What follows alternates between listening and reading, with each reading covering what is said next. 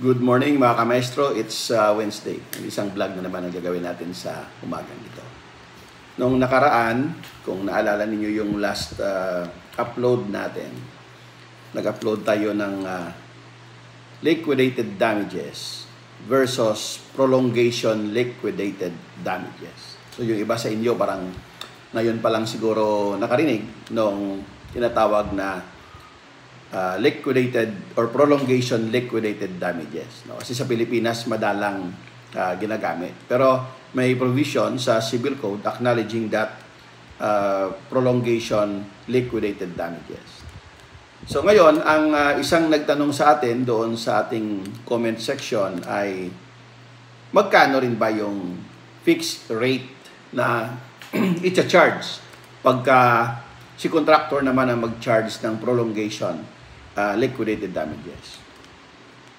Kung ako ang maglalagay ng rate, no, I would use also the rate provided by the industry practice. No? Di ba, pagka tayo ay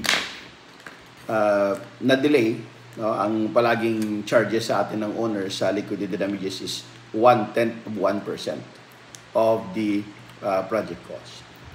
Pero syempre, dapat titingnan din natin, no? Kung ako maglalagay ako ng kulatilya na kung ang delay, for example, ng owner ay talagang belatedly actions niya, no? Na talagang kalagitnaan pa lang ng project, kahit anong follow-up mo, talagang ang hirap mag-provide si owner ng kanyang obligation under the contract. So I will be using 1/10 of 1%, no, as a fair or reasonable fixed rate also, no, for the charge of prolongation liquidated damages.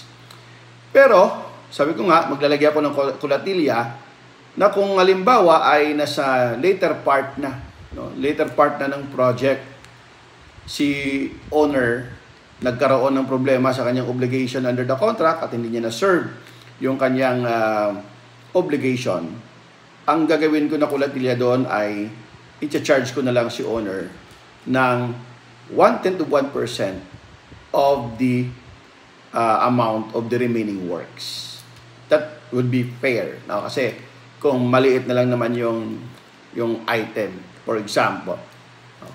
So pwede na yung 1/10 of 1% ng remaining works to complete. Kung titingnan natin dito sa Pilipinas, while ang practice natin sa private construction contracts ay nag-charge pa rin si owner sa dulo ng 1/10 of 1% of the construction cost. Pag tiningnan ninyo yung procurement law, no, sa government, yan ay yung ginagamit. No, ang liquidated damages are those items only unperformed. Which is, I agree with that. No? Kasi palagi ko nga sinasabi, bakit ma-charge si contractor ng works na natapos na niya? Dapat ma-charge si contractor ng works na hindi niya natapos. Which sa Government Procurement Act, yan ang nakalagay na. No? Na si contractor ay ma-charge ng liquidated damages to the amount of the unperformed works. So that's a fair and reasonable determination sa pag-charge also sa kay contractor. With sa private contracts kasi, hindi yan ang ginagamit natin. 1/10 of 1% pa tayo. Well, in Procurement Act, of course, that is a law, so mandated yon ng law. Sa private contracts kasi, we are bound on the agreement of the parties. Pero kung marunong ang iyong project manager, kung meron kang kinoconsult na contracts manager, pwedeng i-arrange yun, no, that the contractor shall only be charged of liquidated damages on the amount of the unperformed works. So kung ako, ganun din ang gagawin kong kulatilya doon sa pag-charge ko sa kay owner ng kanyang prolongation liquidated damages. So ang pag-charge naman ng mga ganyang charges, kung walang fixed rate, no, mas mahirap yon kasi kailangan mo i-determine yung overhead cost mo, no, sa pagprolong ng iyong schedule.